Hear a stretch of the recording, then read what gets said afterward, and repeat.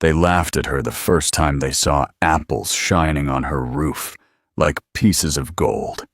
Men stood outside the general store in Ash Hollow Valley, squinting up at the ridge where a lone cabin clung to the slope.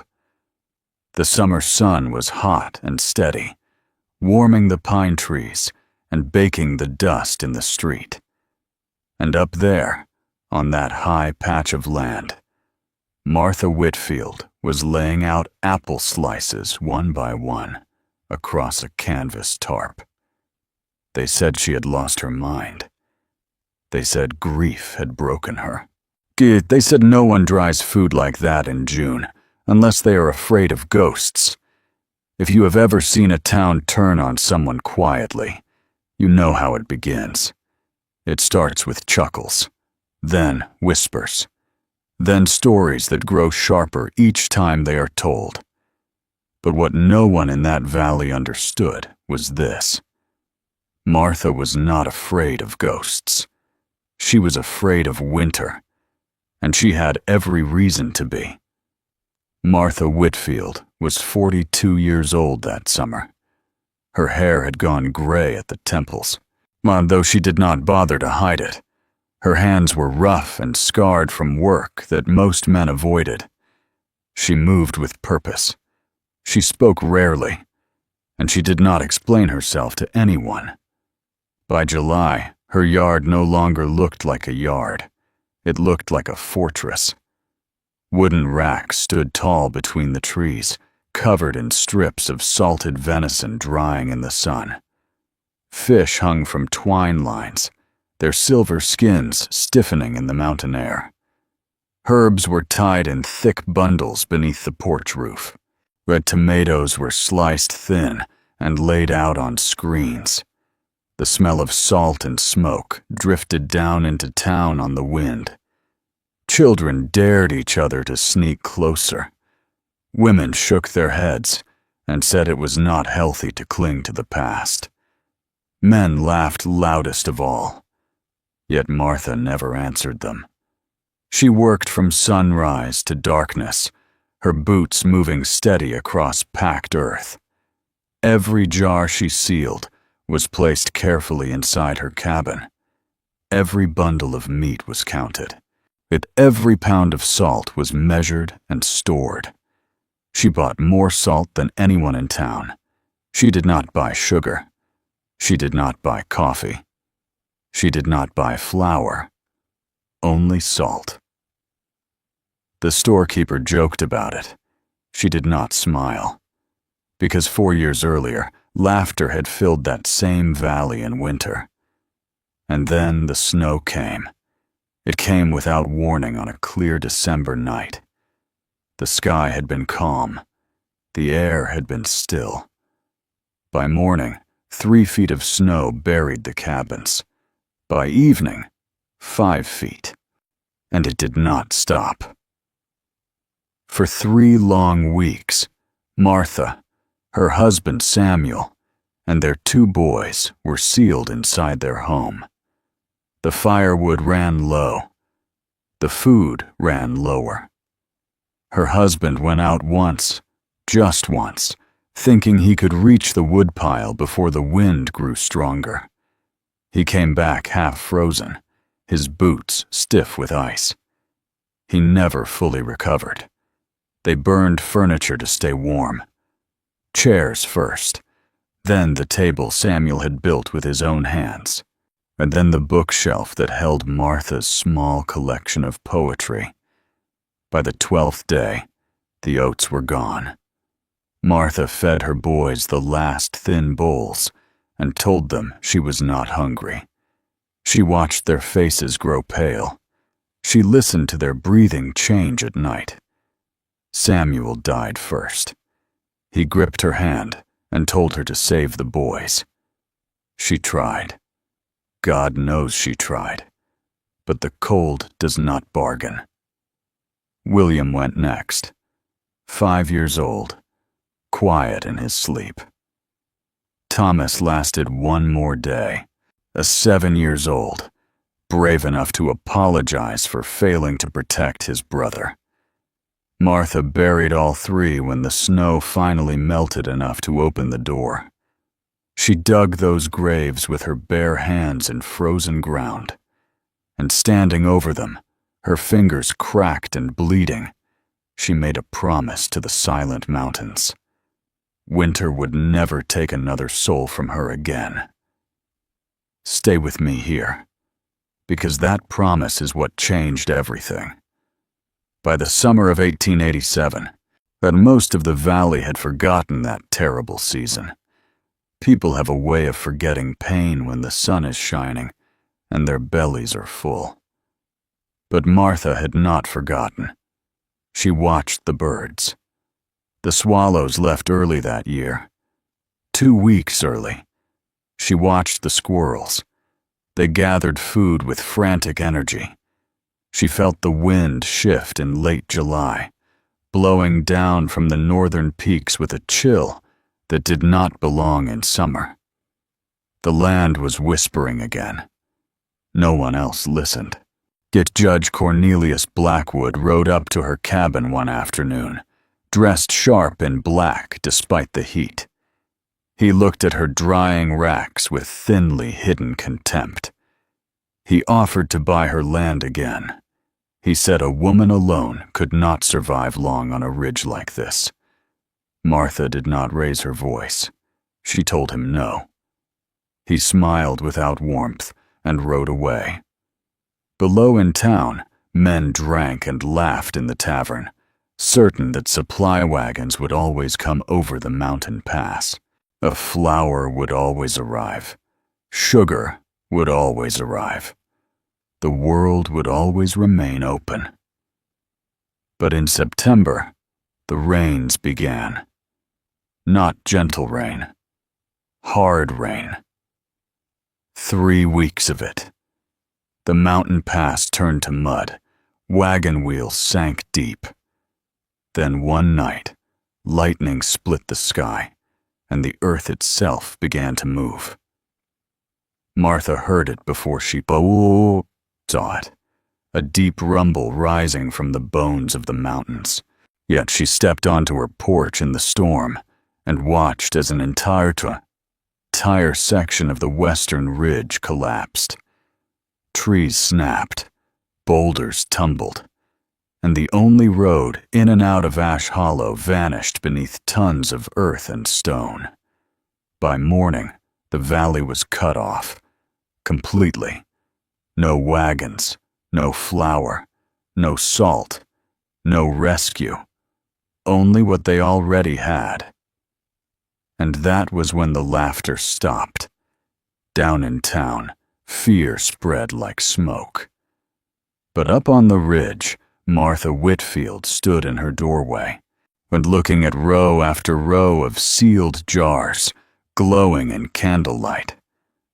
For the first time in years, she did not feel helpless. She felt ready, and she knew something the rest of them did not yet understand. Winter was coming early, and not everyone would survive it. The first knock came after midnight. It was soft, weak, almost swallowed by the wind. Martha was already awake. She had been measuring flour by lamplight, adjusting numbers in her small notebook, and calculating how long her stores would last if the snow came in October instead of November. The knock came again. 3 taps. Then Elena. She reached for her rifle before opening the door.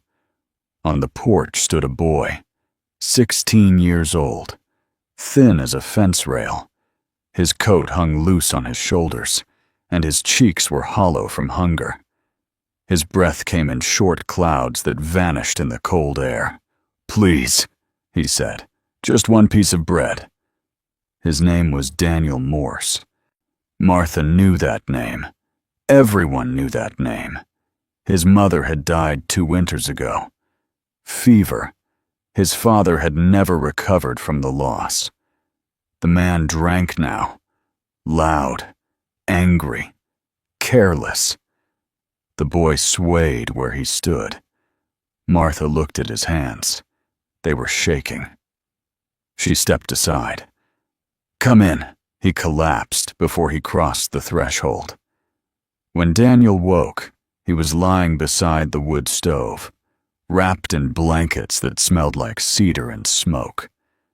Something warm bubbled in a pot nearby, and the cabin smelled of thyme and dried apples and salted fish. For a moment, he thought he had died. Then he saw her sitting across the room, still, watching. "You were close," she said calmly.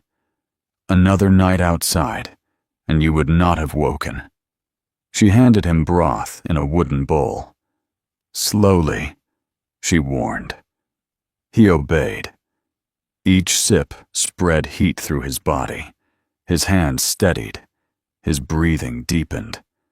He looked around the cabin and saw shelves lined with jars. Red tomatoes. Dark berries. The golden apples sealed tight. Bundles of herbs hung from the rafters. Smoked meat rested in neat stacks. It was more food than he had seen in weeks. More food than most of the valley had seen in months. "I am not charity," Martha said quietly. "If you stay, you work." He nodded. "You haul water, chop wood, check traps. No stealing, no talking about what is inside this cabin. Not to anyone." "Yes, ma'am. And if trouble comes, you stand behind me and follow my lead." He swallowed. "Yes, ma'am." That was how it began. By the end of October, 3 more children had come. Then 5. Then 14 souls crowded into Martha's 2-room cabin. Only children. That was her rule. Parents stood outside in the snow, shame heavy in their eyes, yet while Martha opened the door just wide enough to let the young ones in. "You bring firewood every day," she told them. "1 load per child. No wood, no food." It was not kindness. It was survival. Inside, life became strict and ordered. Meals were measured to the ounce. No crumbs wasted. No idle hands. The older children chopped wood until their palms blistered. The younger ones swept floors and stacked kindling. Daniel became her right hand, moving with quiet strength, but solving problems before they grew large. At night, they slept close together beneath layers of quilts. The wind rattled the walls, but the fire never went out. For a time it worked, until the first blood was spilled. It happened in the fog.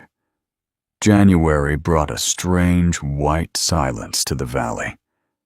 Ice fog rolled through the trees and swallowed the world whole. You could not see 10 feet ahead. Daniel took 2 children to check fish traps by the frozen creek, yet they never saw the man behind the tree. The gunshot cracked through the fog like thunder. Colton Hayes was 9 years old. He fell before he understood what had happened. Daniel caught him, pressing his hand against the spreading red on the boy's chest. The snow turned crimson beneath them. "It hurts," Colton whispered. Daniel told him to hold on, but some wounds cannot be held back. By the time they reached the cabin, the boy was gone. Martha took the child from Daniel's shaking arms. She closed Colton's eyes with gentle fingers. No tears fell. Not yet. They buried him behind the cabin beside the 3 graves that already marked her loss. 4 small mounds now rested under the winter sky. That night, Martha sat alone by the fire, long after the children slept. She had promised. Winter would not take another child from her. And now it had. But this time, winter had help. 2 names reached her ears before dawn. Marcus Kane Abel Cain, and men desperate enough to hunt children for food. Martha did not rage. She prepared. Steel traps were set around the cabin beneath thin layers of snow. Windows were reinforced. Daniel learned to shoot without hesitation. Signals were agreed upon. If danger came again, they would not be caught unaware. It came sooner than expected. One night, fire lit the sky. The smokehouse burst into flames. Orange light danced against the snow as kerosene-fed fire consumed weeks of preserved meat. And shadows moved at the edge of the trees. "They want us outside," Daniel whispered. "We stay," Martha said. Bullets shattered glass. Wood splintered. Children cried in the back room, held tight by trembling hands. Martha counted heartbeats. Then she fired. A scream answered her shot. Daniel fired twice more from the rear window. The attackers retreated before dawn, dragging wounded men behind them. When the smoke cleared, her smokehouse was ash, but the cabin still stood, wet, and everyone inside was alive. 3 days later, the truth came out in the church below. Abel Cain confessed. He had been paid by Judge Cornelius Blackwood. Gasps filled the room as coins spilled across the floor. Blackwood denied it, but witnesses spoke. The valley had suffered enough. They did not hang him. They did not need to. They stripped him of power. They turned their backs. By spring, he was gone. And slowly, very slowly, the snow began to melt. But food was nearly gone. Shelves once full now stood half empty. 7 weeks remained until planting. 7 weeks between life and death. Martha sat by candlelight, recalculating again. Every ounce mattered. Every mistake could cost a life. She looked at the children sleeping on the floor beside the fire, and she understood something painful. Preparation had saved them once. Now sacrifice might be required to save them again. By late February, the shelves were thin. Not empty, but thin enough that every jar felt heavy with decision. Martha sat at the table with her notebook open, candlelight flickering against the cabin walls. 14 children breathed softly in their sleep. Daniel rested near the door, rifle within reach. 7 weeks until thaw. If the weather held, if no one got sick, if nothing else burned. She ran her finger down the columns of numbers. There was only one way everyone would survive. Rations had to shrink again. The next morning, and she did not soften the truth. "We eat less," she said plainly. "No second servings, no extra bread, not until the first green shoots break the soil." No one argued. They had seen Colton buried in frozen ground. They understood what was at stake. The days grew longer, but the cold did not loosen its grip.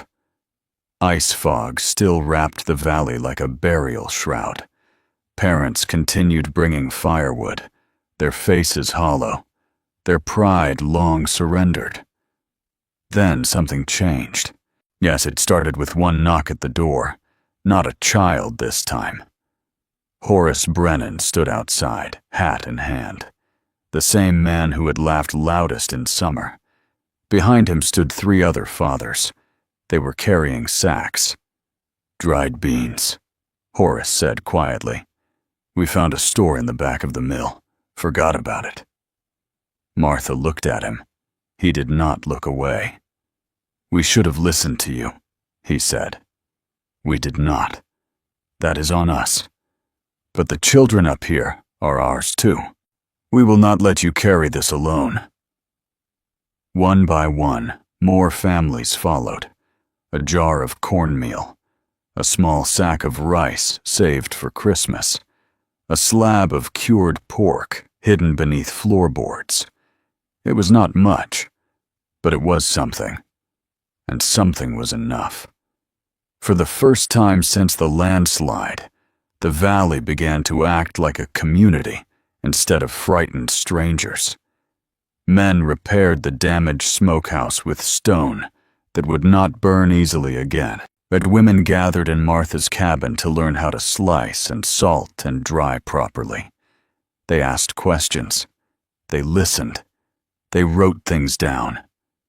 Stay with me, because what happened next is the part they would remember for generations. The thaw came late, later than anyone hoped. But when the first trickle of water broke through the ice on the creek, the children ran outside like they were witnessing a miracle. The snow receded inch by inch. Mud replaced white. And one morning, Martha stepped onto her porch and smelled earth. Not snow, not smoke. Earth. She walked to the small patch of soil beside her cabin and knelt. The ground was soft enough to turn. Behind her, Daniel stood taller than he had in autumn, stronger, no longer the starving boy who had knocked in the dark. "You were right," he said quietly. She shook her head. "No," she replied. "The land was right. I just paid attention." They planted that day, not just Martha, the whole valley. Drying racks rose beside nearly every home now. Smoke curled from new stone houses built stronger than before. Root cellars were dug deep and lined carefully. No one laughed at tarps stretched in the sun. No one mocked jars cooling on windowsills. They had learned, and they had paid for the lesson. When the pass finally reopened in late spring, the first supply wagon rolled into town to find something unexpected. No starving faces, no desperate crowds, just a valley standing on its own feet. The driver stared in disbelief. "We heard you were cut off all winter," he said. "We were," Horace answered, "but we were ready." That summer, Ash Hollow looked different, stronger, quieter, wiser. Children who had sheltered in Martha's cabin ran through fields now green with crops. Parents who once begged at her door now worked beside her willingly. Daniel chose to stay on the ridge. There was nothing left for him below. His father had frozen in a ditch in January, a bottle in his hand. Martha did not speak of it, but she placed a hand on Daniel's shoulder the day they planted corn, and that was enough. Little Lily stayed too. Every evening, she still sat beside Martha on the porch, close enough to feel her warmth. "Will winter come again?" Lily asked one night, as the sun dipped behind the mountains. "Yes," Martha said. "Will we be afraid?" Martha looked over the valley. Drying racks full, root cellars sealed, smokehouses rebuilt in stone, men and women working together instead of apart. "No," she said softly. "We will be ready." And that was the truth.